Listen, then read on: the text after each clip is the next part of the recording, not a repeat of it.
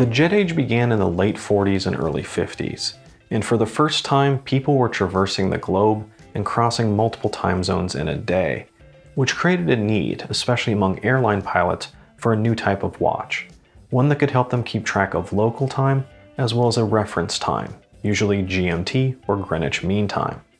Because of this, Pan Am Airways approached Rolex seeking a solution, and in 1954, the Rolex GMT Master was introduced. Yet a year earlier, Glycine introduced the Airman, and its origins are a bit more humble. The short version is that a businessman with connections to Glycine was on a long-distance flight, and he just wandered into the cockpit and struck up a conversation with the pilot, during which he asked him, what would you look for in a pilot's watch? The key feature he wanted was a 24-hour dial that he could set to a reference time zone, and a 24 bezel he could then rotate to adjust for local time. When the plane landed, the businessman wrote a letter off to Glycine, and a few months later, the Airman was created.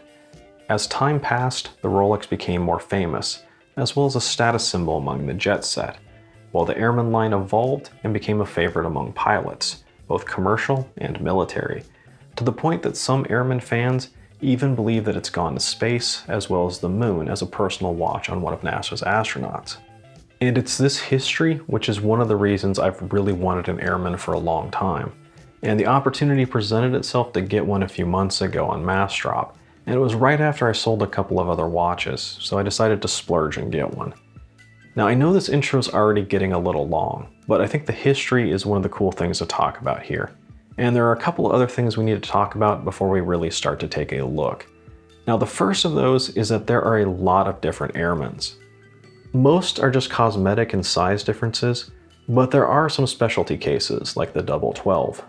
The other thing is that each style of Airman usually has two different versions, a GMT version and one that's called the Purist. They look the same and both have a 24-hour dial, yet the Purist operates like the original Airman, where there is only 1 hour hand and it's on a 24-hour scale, while the GMT version acts like a modern GMT, with the hour hand on a 12-hour scale and a separate 24-hour GMT hand, which you can adjust independently. I really went back and forth on which version I wanted to get, and originally I wanted to get the Purist version, as I think it makes more sense to have a 24-hour hand on a 24-hour dial. Yet I learned that both versions use the exact same movement. It's just on the Purist model, they replace the GMT hand with one that looks like a regular hour hand, and then just leave off the regular hour hand. So while it makes more sense from a design perspective, from an engineering perspective, it seems silly to get a watch that has features disabled. So I went with the GMT version. And lastly, I want to mention that the version I got, which is the Base 22, is an older one that was phased out a couple of years ago, and has now been replaced with what's called the Airman 42. They're the same watch, just with a slightly different dial and hands. Yet you can still find new old stock of the Base 22, which is the version I prefer for a couple of reasons. But that's enough talking about it, let's really start to take a look. This version is 42mm wide without the crown, and width is about 45.2. So you can see that the crown on the right is not very big, as well as you can see a second crown just below that, which actually controls the locking mechanism for the bezel, but more on that in a bit. Lug to lug is 50.5, which is a little longer than I would prefer, but not by much. One of the things you notice immediately when you pick up the Airman is how thin it is at just over 11mm, which is impressive when you consider that it has 200 meters of water resistance and a GMT movement, which I think makes the Airman especially good to travel with compared to other GMTs. Not to mention that 200 meters of water resistance is also ideal for traveling. No matter where you go or what you wind up doing, you should be good to go. Lug width is 22mm, so plenty of options if you want to change things up. With its bracelet, it has a nice solid weight of 170 grams. It's a good feel, but not too heavy. The price does vary on the Airmans. It all depends on what model you're looking at and where you're looking. I think a good price will be around $550 to $600, which is usually what Massdrop lists these for. The overall case shape here is a little flying saucer-ish. It's thin, wide, and very round. The stainless case has a brushed finish on top, and a polished finish on the sides and back. The lugs are a good length. They're thin and very angular coming out of the case. They come down about the same height as the case back, but a bit away from it, which I think makes this 42mm Airman wear a little smaller, as while you're wearing it, you mostly feel the case back against your wrist. The small signed crown is at the 3. It's a screw-down crown, so the Airman should be good for whatever adventures you have in store. If you have big fingers, you may have a hard time manipulating it, especially with the crown for the bezel just below that. Looking at the side, you can see the drilled lugs, which is always nice. As well as you can see how rounded the side of the case is. The finishing here is very good, which honestly at this price you should expect. You can also see the flat sapphire crystal sticking just slightly out of the bezel. Overall, the case has a good shape and feel to it. It feels solid and well made. Now back to the bezel.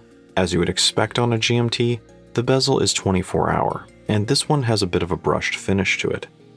It's not very wide, and it has a subtle coin edge to the side. It's freely rotating and bidirectional, although the larger crown at the 4 does control a very simple locking mechanism for the bezel.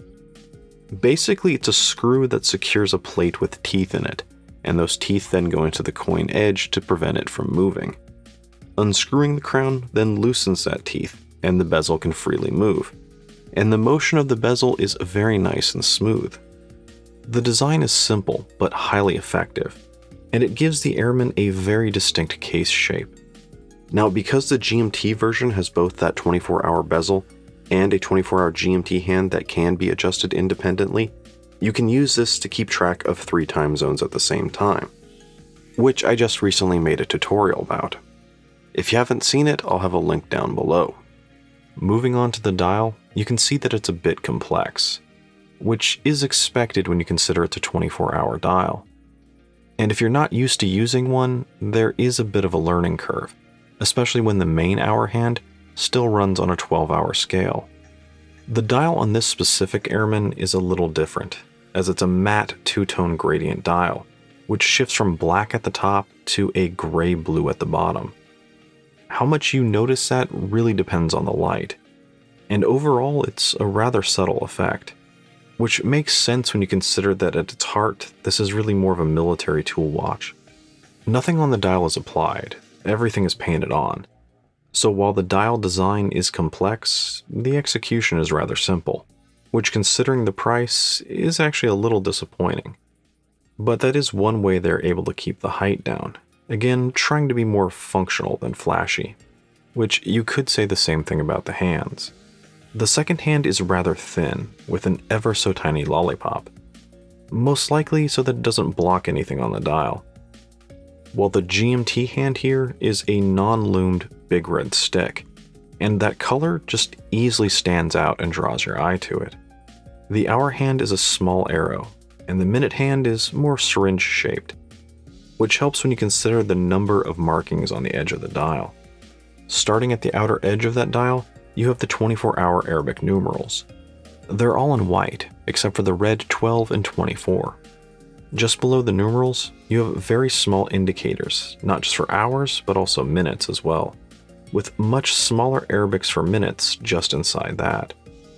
One thing I really like here is that the indicators for that red 12 and 24 are triangles, which with that red color, I think really helps orientate your eye on that dial, helping you to know what's up and what's down.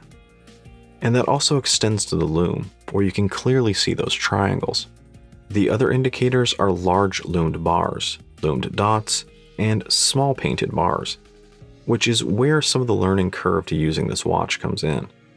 It took me a few weeks to get used to reading this. The complication with using it comes from 2 parts. The first is that the main hour hand acts like any other main hour hand, that it's on a 12-hour scale and does 2 full rotations throughout the day. Yet the dial it sits on is set up for a 24-hour hand. The trick is realizing that not every hour indicator is relevant for a 12-hour hand. The key here is realizing that for the hour indicators, the big bars are the even hours and the ones that are relevant to that 12-hour hand. So when using it rather than the GMT hand, the key is just to ignore the dots in between, which is also true for the minute hand. Basically, those dots just don't exist for anything other than the GMT hand. For the minute hand, you just have to focus on the small painted bars that are on either side of the dots. Now, if all that sounds rather confusing, alternatively, you could just use the GMT hand and ignore the regular hour hand, which is basically what a purist model is. I think the dial makes a little more sense once you consider that it really is supposed to be more of a tool than a fashion statement. And while it is complex, once you get over that learning curve, it does make sense. But that complexity is also one of the biggest negatives for the Airman as well. Some people just don't want that much of a learning curve. For them, a watch is supposed to be a simple tool to tell time, and anything you really have to try and figure out really isn't worth the effort. Especially if there are other GMTs out there that are much easier to use. I've spent enough time with the Airman that it's no longer an issue for me. Well, mostly not an issue. I still get tripped up here and there. But whether or not you want to deal with that is really something you have to think about for yourself.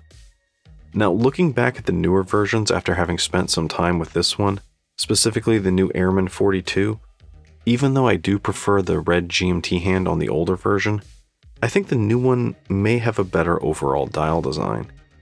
It's cleaner with less Arabics, and the minute indicators are moved outwards, so I think it would be easier to learn and use. At 42mm, I think this may be the ideal size for an Airman. They have larger and they do have smaller versions, but I really wouldn't want a bigger version, and a smaller version I think might just compact the dial and the markings too much. Last but not least, we have a very small, discrete date window at the 3. Some might say it breaks up the symmetry, but I think having a date on a watch that you're traveling with is very important, as is a lume. And the lume here is good, and I can say firsthand it will last you through the night. I already showed this comparison test before, but here it is again, and it's more importantly to notice that it's paired against the Orient Kamasu. After 40 minutes, the hour indicators on the Airman do fade, yet the hands are very clear and bright, just as much as the Orient divers. Movement-wise, we have what Glycine refers to as our GL0205, which is really a Sellita SW330-1. They used to use ETA movements, but they switched over a few years ago. Either way, that Sellita is a fine movement, and accuracy-wise, I've only been gaining about 3 seconds a day. It's a nice smooth movement, high beat at 28,800 beats per hour, 40-hour power reserve, hacking and hand winding. Not to mention as a GMT movement, it has the ability to independently adjust the GMT hand from the main hour hand, just by rotating the crown up in its first position. This one came with a steel bracelet. Overall, it's quite good. Just like the Airman, it's brushed on top and has polished sides. It feels nice and solid, with solid links and solid end links, as well as good finishing. Although if I'm honest, I was actually expecting something a little better for the price. The butterfly clasp is also pretty good, and generally, while I like a butterfly clasp, I don't think it's the best option to travel with. My wrist tends to swell in hot and humid environments, so without any micro adjustments, I usually have to wear it a bit loose, or risk having it get too tight to wear. Although as usual, you could just swap it to something else. Regardless, the bracelet has a 5-link design, which not only looks fantastic, but is extremely comfortable and conforms nicely to my wrist. Visually, the lugs do look a little long, but because of the case back, you don't actually feel that. Overall, visually the Airman has a fantastic presence, without being too flashy. I've had the Airman for a little over a month now, and during that time, I've worn it almost every day until the Helm Komodo arrived. And over that time, I like to think I've gotten to know it fairly well, and I've really fallen in love with it. Yet for some reason, I'm finding it hard to express, a single reason as to why I like it so much. Part of it is just because I like history. Part of it is because I like how it looks and I like how it wears. Part of it is because the Airman is stimulating that part of my brain that yearns for adventure. It's that little Indiana Jones inside all of us that wants to throw on a leather jacket, a fedora, and head off to parts unknown. Typically, GMT watches are thought of as travel watches. Yet the Airman is not going to be for everyone. If you're headed off somewhere with a suit, there are probably better options than the Airman. It's not a watch you wear to impress someone else. Yet it's a watch that's perfectly designed for some of life's more adventurous journeys, ones where you don't really know what to expect. It's a highly functional watch that's well built. It has good lume, a screw-down crown, and 200 meters of water resistance. And with that, you should be good no matter what you run across. As usual, let me know in the comments what you think about the Airman, or just Glycine in general. After this, I'm really considering getting a combat sub. And as always, if you enjoyed the video, don't forget to like, comment, and subscribe. Thanks for joining me.